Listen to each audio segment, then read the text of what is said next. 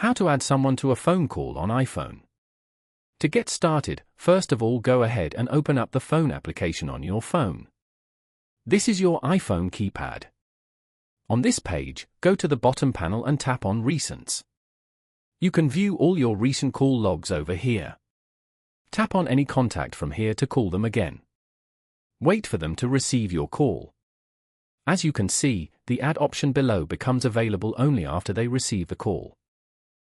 Now, go to the bottom left corner and tap on Add if you want to add more people to this call. Here, you can search for or select the person you want to add. Once you're here, tap on their mobile number. You are now calling this person as well.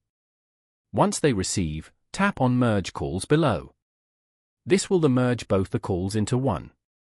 If you want to end the call with either one of them, then tap on the icon at the top right corner. And then, tap on End below that call. Following these steps, you can easily add someone to a phone call on iPhone.